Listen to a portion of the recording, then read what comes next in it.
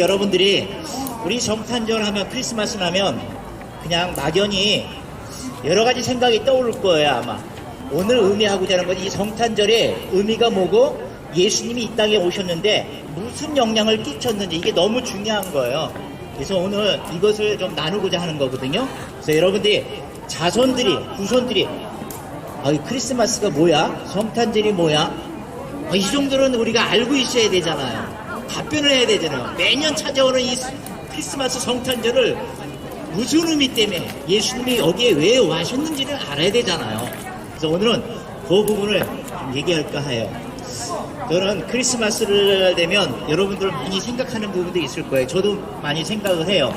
여러분들 생각 속에는 크리스마스 성탄절 하면 어떤 생각이 나요? 보면 보통 뭐 추리가 생각날 것이고, 그리고 캐롤이 막 울리는 그런 장면들이 생각이 나고, 또는 산타크로스 할아버지가 선물을 싣고 루돌프 사슴을 그 마차를 타고 달리는 것들이 생각이 날 거예요. 그리고 선물들을 이렇게 준비하는 것들, 그리고 카드도 생각나고, 그리고 또 파티 뭐 이런 것들을 생각이 날 거예요. 저도 어렸을 때 그런 아름다운 추억들이 있어요. 저는 예전 어렸을 때부터 신앙을 가졌기 때문에 저는 교회를 나갔던 거예요. 그래서 중학교 때 그 아름다운 기억이 뭐냐면 각 교회마다 크리스마스 전야 축제가 있어요. 지금은 그게 많이 없어졌어요. 아예 없었다고 생각하면 될 거예요. 그때는 그 축제가 너무 아름다웠던 거예요. 제 기억 속에는. 여기껏 지금 제가 50이 넘도록 그 아름다운 생각들은 잊혀지지가 않아요. 왜 그러냐면 그 축제 때는 정말 아름다운 축제예요. 많은 교회들이 각각 친구들이든 알고 있는 사람들을 초청을 해요. 그래가지고 드라마도 하고 꽁트도 하고, 그리고 연극도 하고 찬양도 하고 뭐 이런 각가지 준비를 가지고 그런 것들을 축제에 담아내는 거예요. 거기에 또 그 축제가 끝나면 어떻게 해요? 그 전야에 밤을 새면서 파티를 여는 거예요. 파티할 때 우리 각각 선물도 준비하잖아요. 카드도 준비하고. 그 마음이 막 설렌 거예요. 대상자 남자가 나한테, 또는 여성이 나한테 뭘 줄 것인가, 뭐 이런 가슴이 뛰는 그런 마음들이 생기잖아요. 그런 마음들이 저에게도 있었어요. 근데 언제 순간부터 거리에 나가니까 캐롤이 안 울려요. 그 아름다운 추리가 없는 거예요. 점점 삭막해지는 거예요. 그 당시에는 이 거리마다 각각 가게마다 추리가 있고 스피커에서 캐롤이 울렸어요. 그 거리마다가 그냥 축제였어요. 예수님의 탄생을 그렇게 축제로 기념을 했던 시절이 기억이 나는 거예요. 근데 어느 순간에 그 캐롤은 없어진 거예요. 캐롤이 없어지니까 또 추리도 없어지는 거예요. 너무 삭막해진 거예요. 그게 가만히 보니까 그 음악에 대한 저작권 문제 때문에 함부로 틀 수가 없었던 거예요. 그러다 보니까 음악을 틀지 못하니까 함께 가야 될 추리도 없어져 버리는 거예요. 그래서 추리 같은 것도 너무 궁금해요. 어디 있는지. 그러니까 크게 돼 있는 게 시청 앞에 돼 있더라고요. 그러니까 그걸 보기 위해서 옛날 생각 때문에 그 시청을 가기도 해요. 그런데 그렇게 거리마다 북적이고 참 굉장히 흥겨웠던 그 시절, 거기 거리는 전부 다 산타 할아버지의 그 의복을 입고 분장을 하고 거리에 다니는 사람이 그 당시에 굉장히 많았었어요. 가게마다 산타크로스 그 모자를 쓰고 고객들을 맞이했어요. 전부 다 거리마다가 그렇게 축제의 분위기였어요. 근데 지금 산타크로스 옷을 입고 다니시는 분 있나요? 없어요. 요즘은 어때요? 그 크리스마스가 그냥 공휴일이라고 생각하는 거예요. 휴일이라고. 그러다 보니까 나에게 준 시간을 뭔가 여가 시간으로 생각을 하고 국내 여행을 간다든가 해외 여행을 떠나버리는 거예요. 자, 그러면서 제 마음이 씁쓸하고 안타까워지는 거예요. 이 성탄절의 주인공인 예수님이 점점 잊어버려지는 것 같아요. 너무 마음이 안타까웠어요. 저 어린 시절에는 정말 다 축제였어요. 전부 다 흥겨웠어요. 그게 그리운 거예요. 오늘의 주인공은 바로 예수 그리스도라는 거예요. 산타 할아버지가 아니고 우리가 즐겁게 지낼 수 있는 여행이 아니고 파티가 아니라는 얘기예요. 오늘 성탄절의 주인은 바로 예수 그리스도라 그런 얘기예요. 2000년 전에 예수 그리스도가 이 땅에 태어날 것을 예언을 했어요. 여러분들 2000년도의 개념을 우리가 다시 한번 되새겼으면 좋겠어요. 그 기준을 누구에 잡았냐면요. 예수 그리스도가 기준이 됐다는 거예요. 기원은 뭐예요? 기원전 100년이다 그러면 무슨 얘기예요? 예수 그리스도가 태어나기 전 100년을 얘기해 주는 거예요. 여러분들 역사책에 보게 되면 BC 몇 년, AD 몇 년 이렇게 돼 있을 거예요. 그게 뭘까요? 그게 바로 예수 그리스도의 탄생을 기준으로 잡은 거예요. 전 세계가. 그러니까 역사책에 기록되어 있는 거예요. BC 바로 기원 전을 얘기하는 거예요. 예수 그리스도 탄생 전. BC 100 그러면 어떻게 돼요? Before Christ. 크라이스트가 예수 그리스도예요. 예수 그리스도가 탄생하기 전 100년 그런 뜻이에요. 기준이 누구 잡은 거예요? 예수 그리스도를 잡았다는 거예요. 그만큼 예수 그리스도가 중요한 사건이고 실제 사건임을 전 세계인들이 알고 있었던 거예요. 지금 현재는 어떻게 돼요? AD. AD는 라틴어예요. 아너 도미니. 그 주님의 해예요. BC AD 기준이 누구예요? 예수 그리스도.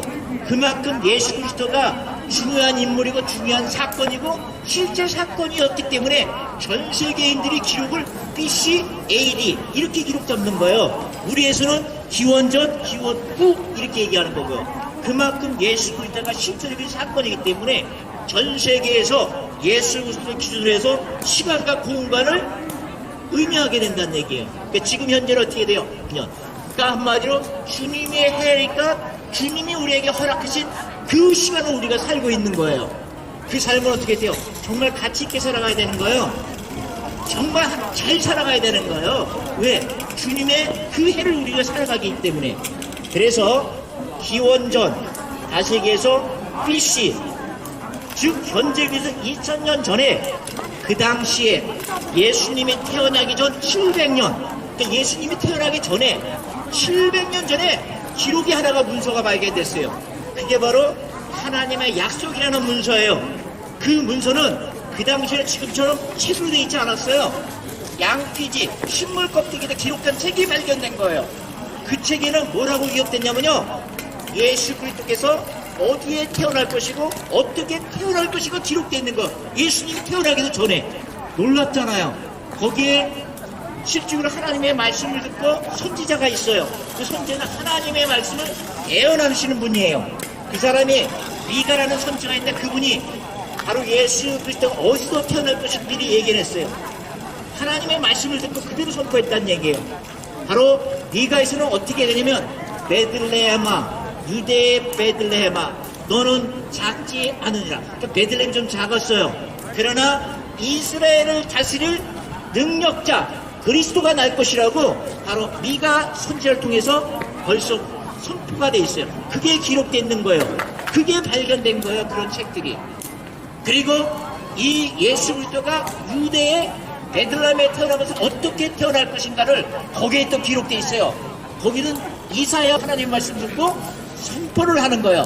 거기에 어떻게 기록되어 있냐면 보라 처녀가 잉태하리니, 놀랍잖아요. 처녀가 잉태한대요. 처녀가 잉태하리니 아들을 낳으는데 그 이름을 임마누엘이라 이렇게 써 있는 거예요. 그 당시에 그 책을 예수님이 태어나기 전 700년 전에 그 책이 발견됐으니까 보니까 믿어지겠어요? 처녀가 잉태한대요. 처녀가 결혼도 안 한 처녀가 그 잉태된 사람이 누구예요? 예수 그리스도다 그런 얘기예요. 그 처녀가 잉태하는데 그 이름을 임마누엘, 그 임마누엘이 아람어인데 그 뜻을 해석한다면 하나님께서 우리와 함께 하신다. 즉 예수 그리스도가 이 땅에 내려와서 우리와 함께 하신다는 그런 사역의 상징 이름이에요. 그게 그때 700년 전에 그렇게 얘기를 해준 거예요. 그럼 여러분들 처녀가 잉태한데 예수님이 그냥 사람의 생물학적인 방법으로 태어나지 않고 그냥 예수님의 권능 능력으로, 하나님의 권능 능력으로 처녀의 몸에서 아기가 들어선다 그런 얘기예요. 초자연의 능력으로. 그게 믿어지겠어요? 안 믿어지잖아요. 그 예수님이 그렇게 태어난다고 하나님의 말씀을 듣고 그대로 선포한 거예요. 그 사람은. 그러면 왜 처녀의 몸으로 태어날까요? 아유 거짓말이야. 어떻게 아기가 남녀의 그 동거를 통해서 생물학적 방식으로 태어나는 것이 아니라 초자연적인 방법으로 여자의 아기가 그냥 들어선다는 거예요. 믿지 않잖아요. 왜 그럴 수밖에 없겠어요? 그분은 바로 우리를 구원자예요. 구원하시러 오실 분이에요. 근데 그분이 만약에 생물학적 방식으로 남녀의 동거를 통해서 태어나면 우리 인간은 어떻게 죄성을 갖고 태어나잖아요. 죄를 짓고자 하는 습성을 갖고 있는 거예요. 아담의 저주를 통해서. 그러면 우리 세계를 구원할 분이 죄성을 갖고 태어나면 그분이 우리를 어떻게 구원해? 죄가 없어야 되는데 똑같은 죄인이 죄인을 구원할 수 있어요? 그 방법은 아니란 얘기예요, 하나님은. 그래서 처녀의 몸으로 태어나게 하는 거예요. 만약에 정말 그냥 생물학적 방식으로 인간을 온다면 여러분들 같은 인간이 나를 구원해 준대, 나를 믿으래. 그럼 믿겠어요, 누가? 안 믿잖아요. 그래서 하나님은 그 방식으로 처녀의 몸으로 생물학적 방식이 아니라 초자연적인 하나님의 방법으로 바로 마리아를 통해서 잉태되게 했다, 그런 얘기예요. 그래서 진짜 베들레헴에서 태어나고 처녀의 몸으로 태어날 거라고 예언했어요. 700년 전에. 700년 지나고 예수님이 딱 태어났어요. 진짜 보니까 베들레헴 마구간에서 태어난 거예요. 아, 너무 놀란 거 아니에요? 700년이네 그렇게 예언을 했는데 그게 맞은 거예요. 그리고 예수 그리스도가 어떻게 태어났냐면요, 진짜 태어날 때 그거는 현재 그 60년 전에, 현재 우리가 살고 있는 60년 전에 60년 70년, 그러니까 한마디로 기원 후 60년 70년경에 기록된 책이에요. 몇천 년 전에. 거기에 어떻게 됐냐면요, 예수님이 어떻게 태어났냐면요, 마리아 예수님의 육신의 어머니예요. 그 다음에 육신의 아버지 예수님의 요셉, 두 분이 결혼을 해요. 결혼하기 전에 우리 지금 우리나라에도 또는 먼 나라에서 약혼이라는 게 있잖아요. 약혼 먼저 해요, 거기도. 그 당시에 그 이스라엘 땅에서도. 근데 약혼을 했어요. 약혼을 했는데 어느 날 갑자기 가브리엘 천사는 하늘에서 기쁜 소식을 전해줄 때 내려오는 천사예요. 가브리엘 천사가 마리아한테 약혼을 했지만 마리아한테 딱 나타난 거예요. 그러니까 마리아가 깜짝 놀랄 거 아니야. 그 당시에는 하나님의 말씀이 들렸고 천사들이 왔었어요. 지금은 그런 게 보이기 힘들어. 너무 세상이 혼탁해졌기 때문에, 맑지 않기 때문에. 근데 딱 나타나가지고 마리아에게 뭐라 그러냐면요, 내가 잉태하여 아들을 낳으리니 그 이름을 예수라 하라, 이렇게 얘기하는 거. 그러면 마리아의 입장에서 너무 놀래안네요. 어머니도 놀래지 않아요? 내가 요셉하고 약혼만 했어요. 결혼을 안 했어요. 근데 내가 아기를 갖는데, 그럼 너무 놀랄 거 아니에요. 그러니까 마리아가 뭐라고 그러는지 아세요? 천사한테? 나는 약혼만 할 뿐이 사람을 알 적이 없어. 남자를 아직 알지 않았어. 결혼을 안 했다는 얘기예요. 그래서 어찌 그런 일이 있어요? 이렇게 얘기를 하는 거예요, 천사한테. 이거 제가 성경에 있는 얘기 사실 그대로 얘기하는 겁니다. 그러니까 천사가 뭐라고 그래요? 너는 그 아기는 하나님의 능력으로 잉태되는 거야, 이렇게 얘기해 주는 거예요. 그러니까 이 마리아는 믿음이 있었거든요. 그러니까 그렇구나. 왜냐? 하나님이 세상을 창조하시고 인간 조상을 창조했잖아요. 그러면 사람 몸에 잉태시키는 거는 그냥 쉬운 일이잖아요. 그러니까 그걸 인정을 한 거예요. 믿음을 갖고 있었기 때문에. 그러면 주님의 말씀대로 되겠습니다 하고 인정을 하는 거예요. 그럼 마리아는 언제 생길까 하고 궁금하고 있을 거 아니에요. 그때 정말 얼마 안 있어서 마리아가 잉태를 해요. 근데 마리아는 깜짝 놀란 거예요. 진짜로 내가 잉태하네? 결혼도 안 했는데? 그러면서 하나님의 약속한 것을 기억을 하는 거예요. 그러고 있는데 그 소식이 누구한테 들어가요? 소문이 막 날 거 아니에요? 배가 불러오니까 남편 될 사람 요셉한테 귀에 크게 들어간 거예요. 그러면 여기 있는 남편들 생각해 보세요. 자기가 결혼할 여자가 나하고 결혼도 안 했어. 약혼만 했는데 임신했어. 배가 불러. 그러면 여러분들 어떻게 생각하겠어요? 이렇게 생각할 거 아니야? 여자가 혹시 부정한 거 아니야? 막 머릿속이 복잡할 거 아니에요, 사실은. 마리아도 근심은 돼. 하나님의 초자연적으로 그렇게 잉태할 거를 알고 있었지만 혹시 남편이 알면 어떻게 생각할까 하고 마음은 조바조바할 거 아니야. 근데 요셉은 머리가 굉장히 복잡해지는 거야. 근데 요셉은 그 사람은 의로운 사람이었어요. 마음이 착한 사람이란 얘기예요. 혹시나 마리아가 그 부정함을 내가 이야기하게 되면 마리아의 체면이 쓰지 않을 것 같다. 그래가지고 내가 굳이 드러내지 말고 조용하게 내가 끝내야지, 이렇게 마음을 먹은 거예요. 파혼을 해야지, 이렇게 조용하게. 굉장히 어렵잖아요. 우리 같으면 너 어떻게 결혼도 하는데 아기를 왜? 그럴 수 없어. 에이, 부정해, 파혼, 이렇게 하는데 요셉은 그렇지 않아요. 그 마리아 여인을 사랑했기 때문에 드러내지 않아요. 그냥 내가 조용히 끝내야 되겠다. 왜? 남들 눈에도 보기가 안 좋잖아요. 마치 현몽, 꿈에 요셉에도 바로 천사가 나타나요. 그 당시에 현재로 나타나기도 하고 꿈속에도 나타났거든요. 나타나서 다윗의 손 요셉아 이렇게 부르는 거예요. 깜짝 놀랐죠. 천사가 꿈속에 나타나니까. 나타나서 뭐라고 하냐면 마리아 데려오기를 꺼리지 마라. 염려하지 마라. 그에게 잉태된 것은 하나님의 능력으로, 투자된 능력으로 잉태된 것이야. 그러면서 그가 아들을 낳을 텐데 그 이름을 예수라 하라. 이렇게 얘기한 거야. 그러니까 마리아에서도 천사가 나타나 예수라고 정했고 이 요셉에게서도 예수라고 정했어요. 그 예수의 뜻이 뭐냐면 굉장히 놀라워요. 그냥 우리는 예수 그리스도 하지만 그 예수라는 의미가 뭐냐면 그게 본뜻 헬라어로는 무슨냐면 자기 백성을, 그러니까 이스라엘 백성뿐이 아니라 인간을 창조하신 분이 하나님이잖아요. 우리들도 그의 백성들이에요. 자기 백성을 죄에서 구원할 자다. 그런 뜻이에요. 예수가 그런 뜻이에요. 그러니까 여러분도 저도 구원할 자가 예수라는 얘기, 그 뜻이 이름에 담겨져 있어요. 그렇게 얘기를 한 거예요. 그래서 그것을 이해하고 결혼을 하겠죠. 그리고 결혼을 했는데, 그리고 베들레헴에서 처녀의 몸으로 아기가 탄생을 하게 돼요. 그랬을 때 그 하나님의 말씀이 어떻게 되냐면 말씀이 육신이 되어 우리 가운데 거하는데 그의 영광을 보니 바로 아버지 독생자의 영광이라, 즉 아버지 하나님의 외아들이다, 이렇게 표현되더라고요. 그래서 정말 하나님의 아들이구나, 이것을 알게 된 거예요. 그래서 예수 그리스도가 이 땅에 오셨어요. 구약 바로 예수님이 태어나기 전에 700년에 예약한 내용이 바로 700년 지나고 나서 딱 나타난 거예요. 너무 놀랄 거 아니에요. 근데 그 사실을 누가 알고 있었어요?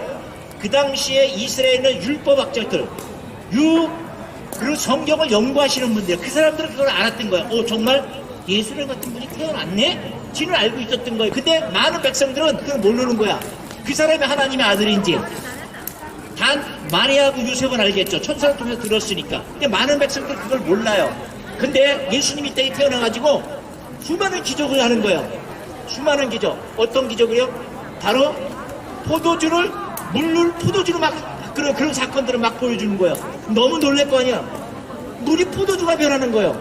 그리고 이렇게 군중들이 5,000명이 모였는데 먹을 게 없는 거야. 보니까 꼬마가 물고기 2마리하고 떡 5개밖에 없는 거야. 그걸 축사하고 나눠주라니까 나눠주니까 5,000명이 다 먹는 거야. 주니까 또 있는 거야. 바구니에 또 주는 거예요. 그게 바로 오병이의 기적이 일어나는 거예요. 그래가지고 다 5,000명을 다 배불리 먹고 12강들가 남은 거예요. 여러분 그거 이해가 가나요? 그게? 그 사건이 일어나는 거예요. 그 사건을 기록한 거예요. 그리고 어떤 사건이 나와요? 여러분도 지금도 알다시피 귀신에 들린 사람들이 많아요. 우리 이 땅에도 그런 사람들이 있어요. 그리고 병든 자 많잖아요. 병에 든 자. 이 사람들을 예수님이 고치기 시작하는 거예요. 그리고 놀라운 것은 죽은 자를 살리시는 거예요. 이게 믿겠어요? 죽은 자를 살리는 거예요. 막 그게 나사로야 나오라 하니까 무덤 속에서 나오는 거예요. 일어나라. 일어나는 거. 나인손 과부가 하나밖에 없는 외아들이에요. 죽었어요. 배를 이을 수가 없어요. 얼마나 슬퍼요. 너무 슬피 우는 거예요. 예수님 너무 안타까운 거야. 자기 백성들이 그렇게 울고 있으니까. 그러니까 따라 울지 마라 그러면서 청년한테 반해가가지고 손을 얹으면서 청년아 내가 내게 이르노니 일어나라. 일어나더라고요. 그 사건 우리 보지 못했지만 그게 일어났던 거예요. 그게 기록이 돼 있어요. 그 역사죠. 설하고 역사의 차이점은 저번에도 말했지만 예전부터 기록된 기록물이 나와요. 근데 설화는 가짜예요. 왜? 어떻게 분별돼요? 유물로서 그 당시에 기록된 책인지 아닌지 과학자들이, 역사들이, 지리학자들이 그걸 분석을 해요. 그 종이 같은 게 어떤 재질이었는지 그 당시에 그게 나왔던 거예요. 그래서 역사로 인정되는 거예요. 그런 것들이 거기에 기록되는 거 보고 너무 놀란 거예요. 바다가 굉장히 흥미하게 몰아치는데도 예수님이 바람아 바다야 멈추어라 고요할 쥐어다 하니까 바다가 멈춰요. 이거 인간이 할 수 있나요? 믿지 못하잖아요. 근데 그 현실을 본 거예요. 그 당시에 사람들이 너무 놀랐잖아요. 이거는 누가 할 수 있는 거예요? 하나님 외에는 할 수 없는 거예요. 하나님 외에는 할 수 없는 거예요. 인간이 어떻게 해요? 그래서 예수님을 다른 이름으로 뭐라고 하냐면 성자 하나님이라고 이렇게 부르는 거예요. 성부 하나님 이렇게 얘기하는 거예요. 하나님 외에는 이런 일을 할 수 없다 그런 얘기에서 성자 하나님이 예수님을 얘기하는 거예요. 근데 예수님이 이 땅에 올 때 그렇게 기적들을 수많은 기적을 했는데도 믿지 않아. 안 믿어요. 이상하죠? 믿는 사람이 있는데 안 믿는 사람이 너무 많은 거예요. 그러니까 예수님이 너무 답답한 거죠. 영접하는 자, 곧 나를 믿는 자에게는 하나님의 자녀가 되는 권세를 주겠다고 이렇게 얘기했는데도 안 믿어. 나를 영접해. 그러면 하나님의 자녀가 되는 권세를 주겠다고 했는데도 안 믿어. 그런 권세를 받는데도. 그랬더니 대신 율법학자, 성경을 연구하는 사람, 바리새인들, 정말 외식적으로 예배에 정말로 참여하는 그런 사람에 몰려와요. 그 예수님한테 따지는 거예요. 내가 이런 수많은 기적을 보였더라도 내가 정말 하나님인 것을 한번 보여봐. 이러는 거예요. 그러면 예수님이 뭐라고 했어요? 그러면 알았다. 내가 구약 예전에 700년 전에 써있던 그 기록, 얘네들은 알거든요. 그 기록대로 내가 보이리라. 그 기록에는 뭐라고 이렇게 있어요? 700년 전에 거기에는 바로 예수님이 어떻게 돌아갈 건지 십자가 사건을 기록되어 있어요. 어디에요?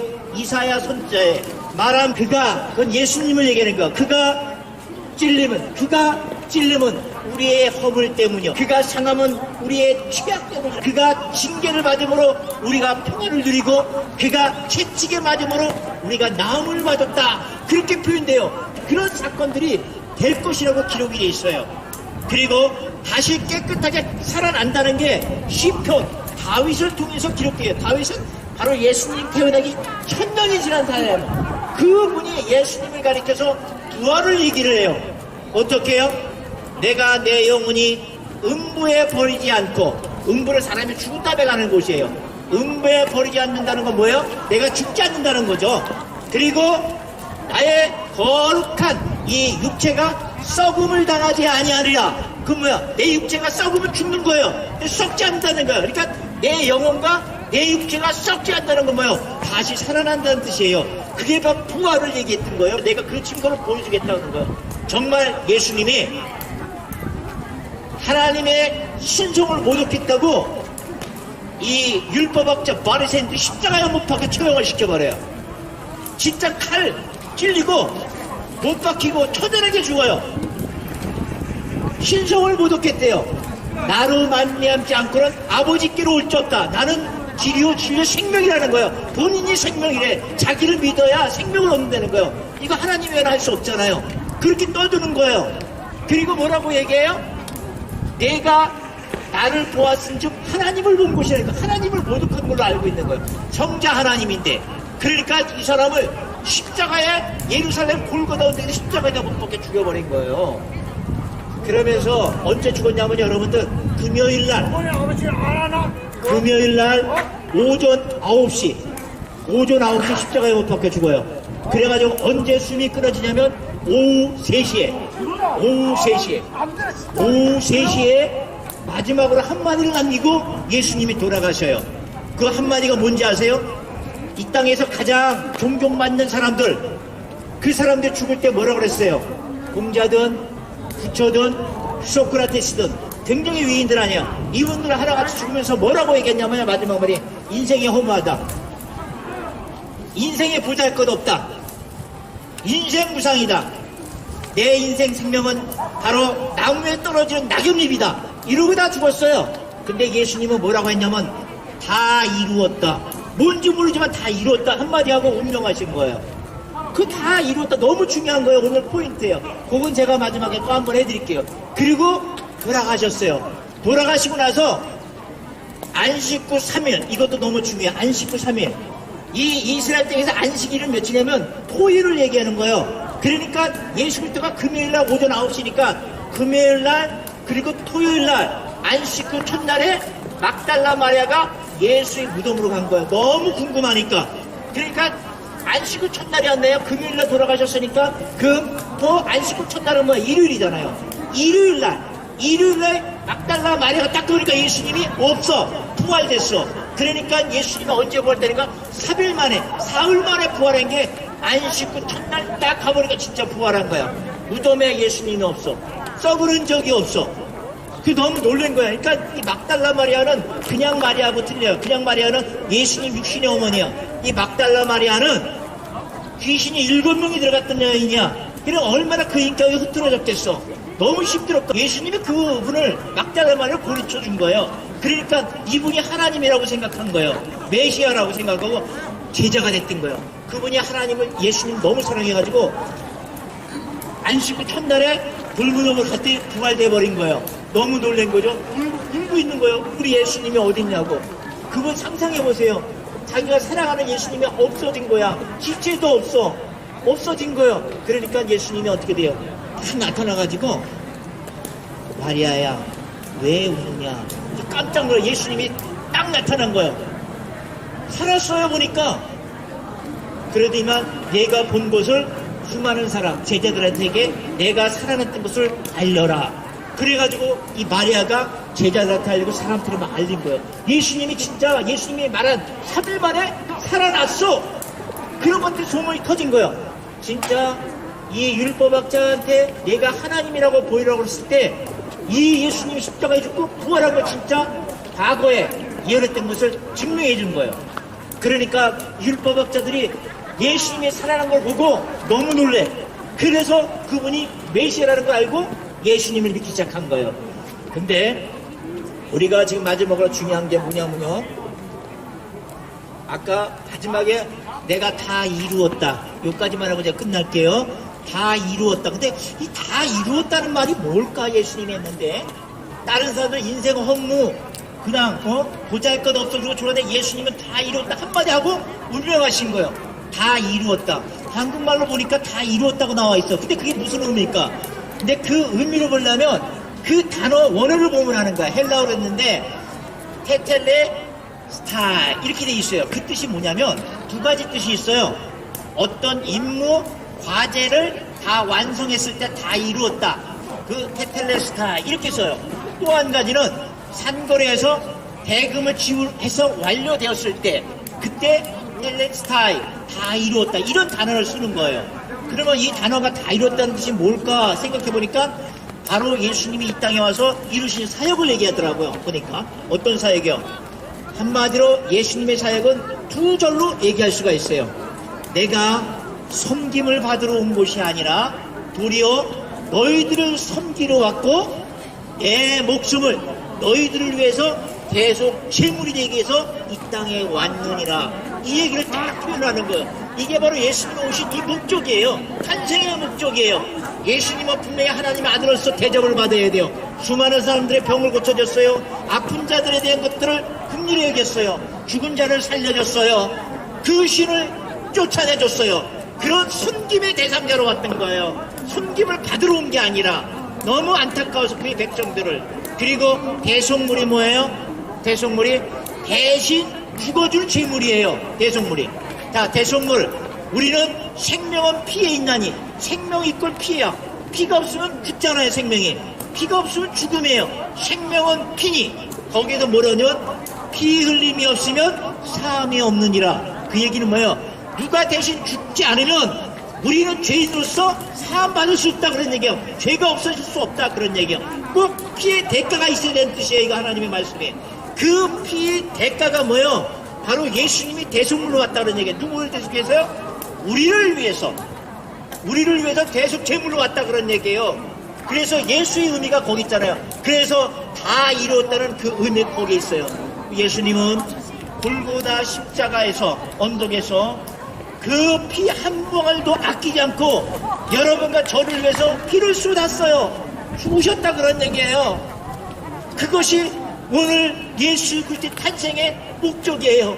우리는 그 예수 그리스도의 그 피 흘림을 믿어야 되는 거예요. 그리고 되돌아보는 거예요. 예수님이 이 땅에 우리를 구원해서 왔는데 내 삶을 돌아보니까 내가 예수님을 못 박은 거예요. 내가 예수님 뜻대로 가치 있게 살지 못하는 거예요.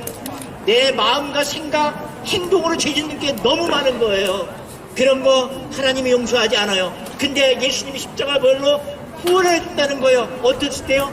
그분을 구원자로 믿었을 때. 믿고 가짜로 믿으면 그거는 올바르지 않아요. 내가 내 삶을 돌이키면서 죄진 것을 회개를 하는 거예요. 주님 용서하여 주옵소서. 내가 주님이 원하는 그곳으로 가지 못하고 마음과 생각으로 죄를 지었나이다. 그러면서 회개했을 때 그때 하나님께 선물을 주시는데 무슨 선물이에요? 예수 그리스도의 영, 하나님의 영이 우리 안에 오시는 거예요. 귀신이 영이 아니라 하나님의 영이 오는 거예요. 그 영이 왜 보내져요?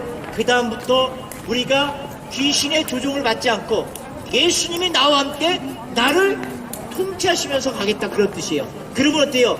내 안에 예수님이 오신다 그러면 나는 이제 구원의 문으로 통과하는 데는 어렵지 않다, 그런 얘기예요. 왜? 예수님이 그때마다 내가 잘못할 때마다 아니야, 그게 옳지 않아, 내 갈 길을 내가 가르쳐 보일 거야, 너를 꼭 주목할 거야, 너희가 잘못했을 때는 너를 훈계하기도 할 거야, 내를 깨우치기도 한다는 얘기예요. 그럼 내가 돌이키면서 예수님 죄송합니다. 그러면 또 예수님은 용서해 주는 거예요. 한번 예수님이 들어오시면은.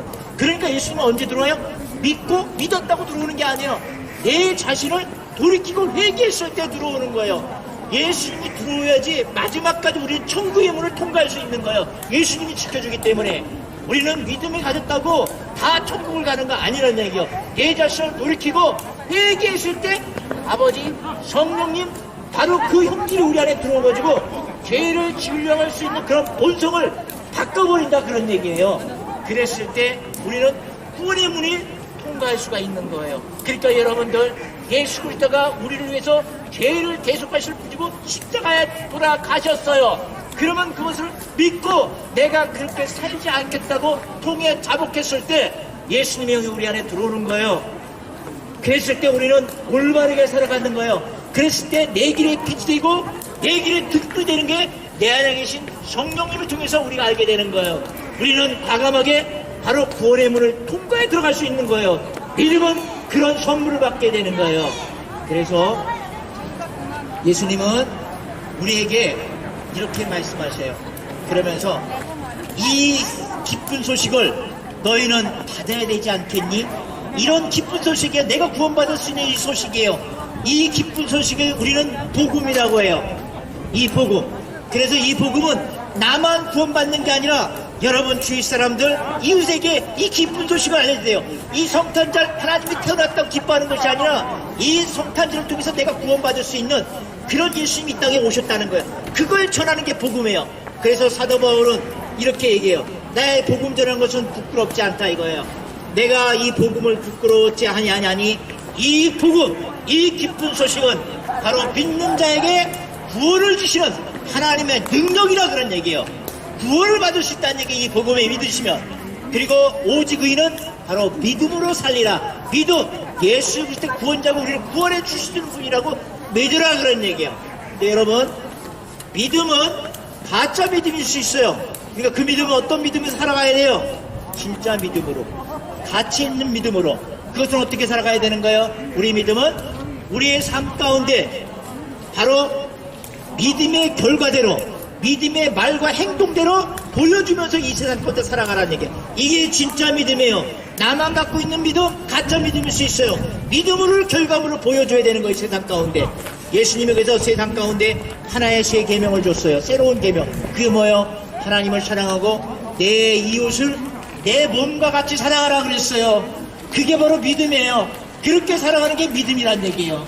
그래서 여러분도 오늘 이 기쁜 소식의 의미는 바로 구원의 문을 열게 하신 예수 그리스도가 이 땅에 오신 거예요.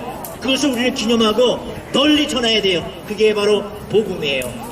마치겠습니다. 하나님 감사합니다. 오늘도 복음, 예수 그리스도의 탄생을 알게 하여 주시고 예수 그리스도를 믿음으로 구원을 이룰 수 있는 구원의 문을 열렸다는 것이 바로 성탄절의 본 뜻을 우리가 알게 해주셨습니다. 오늘 그 복음을 우리도 또한 복음을 부끄럽지 않게 하여 주시고 마지막까지 나만의 복음이 아니라 많은 사람에게 전하는 귀한 복음, 살아있는 복음으로 내 삶 가운데 이루어지게 하여 주옵소서. 모든 사람들에게 하나님의 그런 능력이 있기를 간절히 소망하면서 이 모든 말씀 예수님 이름으로 기도하옵나이다.